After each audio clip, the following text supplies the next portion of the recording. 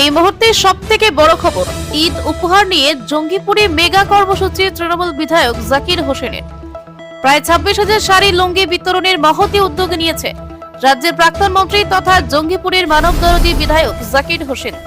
এখন পবিত্র রমজান মাস আর তার মধ্যেই জঙ্গিপুর বিধানসভার 275টি বুথ সহ সুতি বিধানসভার মধ্যে মোট 26,000 শাড়ি লুঙ্গি এবং আটা তেল বিতরণের মহতী কর্মযজ্ঞের উদ্যোগ নিয়েছেন জঙ্গিপুর বিধানসভার মানবিক বিধায়ক জাকির হোসেন।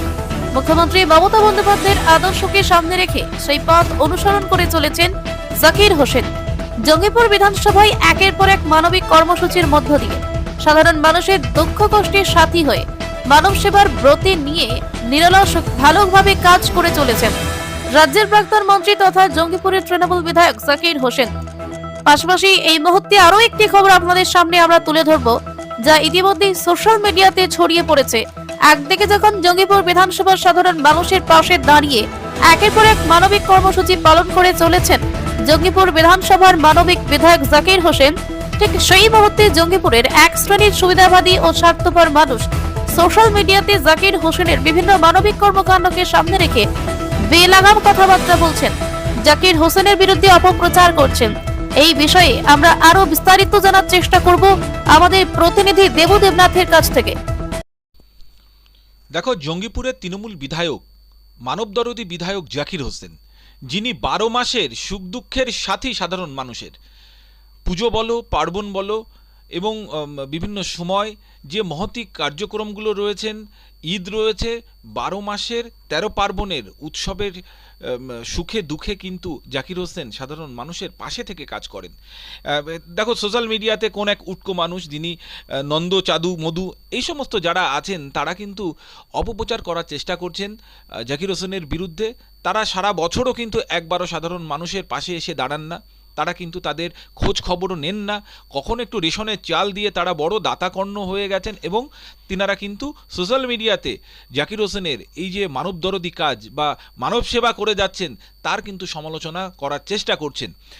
এটাকে আমরা তীব্র নিন্দা জানাই, কারণ জাকির হোসেন তিনি কিন্তু রাজ্যের একজন প্রাক্তন মন্ত্রী তথা তিনি কিন্তু জঙ্গিপুর বিধানসভার সুযোগ্য বিধায়ক। একের পর এক তিনি যেভাবে মানব সেবা করে চলছেন, এটা কিন্তু সত্যিই বাংলার মানচিত্রে এক অনন্য নজির স্থাপন করেছেন।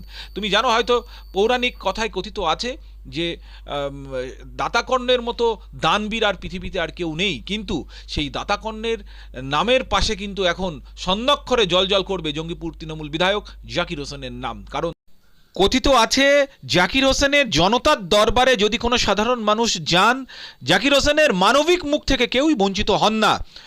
ইতিমধ্যেই যে চিত্র আপনারা দেখছেন, ঈদ উপলক্ষে 26,000 শাড়ি লুঙ্গি উপহার দেবেন জঙ্গিপুরের মানবিক বিধায়ক জাকির হোসেন। পাশাপাশি আটা তেল এগুলো কিন্তু তিনারা তুলে দেবেন সেই সমস্ত মানুষের হাতে ঈদ উপলক্ষে। আর এমন একজন মানুষের বিরুদ্ধে নন্দবাবু, চাদুবাবু, মধুবাবু আপনারা সোশ্যাল মিডিয়াতে অপপ্রচার করছেন। আরে আপনারা রাজনীতি করছেন নিজেদের স্বার্থ চরিতার্থ করার জন্য, রাজনীতিকে সামনে রেখে ফয়দা লোটার জন্য করছেন। আর কান খুলে শুনে রাখুন, জাকির হোসেন তিনি রাজনীতিতে প্রবেশ করেছেন সাধারণ মানুষকে পরিষেবা দেওয়ার জন্য, সাধারণ মানুষের পাশে থাকার জন্য।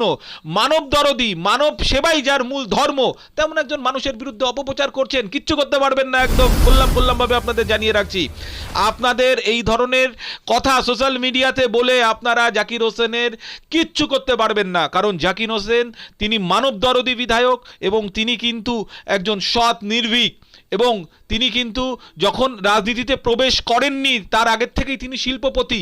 তিনি রাজনীতিতে কিছু পাওয়ার আশায় আসেননি, বরঞ্চ তিনি রাজনীতিতে প্রবেশ করেছেন দু হাত ভরে সাধারণ মানুষকে দেওয়ার জন্য, মানুষের পাশে থেকে অসহায় মানুষকে তিনি পরিষেবা দেওয়ার জন্য কিন্তু রাজনীতিতে প্রবেশ করেছেন। সুতরাং তিনার বিরুদ্ধে অপপ্রচার করে এই নন্দবাবু আপনারা কিচ্ছু করতে পারবেন না।